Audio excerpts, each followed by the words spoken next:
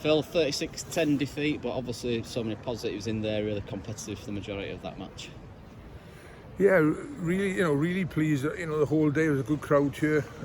Lots of people here before, which is before the match, and obviously the atmosphere was good according to the players, and they rose to it a bit. They played the first half, I think it was 12-10 going in at half time. We played a lot of the rugby we talked about playing in terms of trying to create control and be difficult to beat, which we did. But then, to be fair to Newcastle, the first 20 minutes put us under a lot of pressure, but we stemmed a lot of it and had opportunities to relieve that pressure. We had a missed kick to touch. If we'd have kicked it out, obviously our line out. Penalty kick to touch, which we missed on, and there was a line out which we didn't quite deliver. So those two were quite crucial for me because that pressure continued after. But it was just a valiant effort, great effort, well organised in defence. We kept knocking them down. But as we know, they're a good side, and they deserve the victory. But I think for us, there was a lot more positive performance elements. As I said, the defence, our structural play and attack, the way we try and exit. There were lots of signs of what we've been working on we've only had 6 sessions, so I'm really pleased with the boys. Yeah, and especially the first hour, they hardly seemed to break your line at all. You didn't really threaten you through the middle line. Well, they were moving the ball around. I think the way we defended was pretty good. We were pretty agile. We're quite a young team, as everyone knows, and that means we've got a lot of energy. But there was good organisation. We kept to the structures, and that's all we can ask them to do is give energy, give effort, stick to the principles that we're asking them to deliver, and we'll hopefully become more and more difficult to beat. And moreover, as well, really pleasing considering you lost 2 players in the first half to injuries. How are they? Yeah, they're okay. I'm not 100% sure, but I don't think any of the injuries are serious, which is a good thing. But yeah, all the boys who went off were playing well. But again, you're talking 20, 21-year-old boys who were playing against some pretty top professional players. So I was really pleased with that effort, and the guys injured aren't too bad, fortunately. And obviously there was talk about some new signings coming in at some point. Is there much scope for that happening imminently? Or? Yeah, there will be. We've got a small budget. It's nowhere near to the lengths that have gone on in recent times. But we've looked, maybe a few of the Namibian boys will come who went to the World Cup with me, and we've got to look for a couple of people in positions to give us strength. Like I've said to this group of players, we've got to try and build their skills and their confidence over the next few months, and that's going to be important. The core group is here. You've seen that today.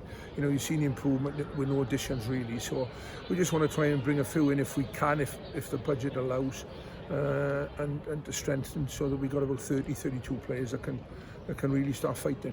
And no Joe Ford, he was ill, was he? Yeah, he was ill, which is a shame really. But yeah, it's a shame. He played well last week. First week I was here, fantastic contribution. He's going to be a good coach, Joe, very good coach. But he wasn't ill. He was ill today, so we had to shuffle things about. But we did okay, and we'll crack on.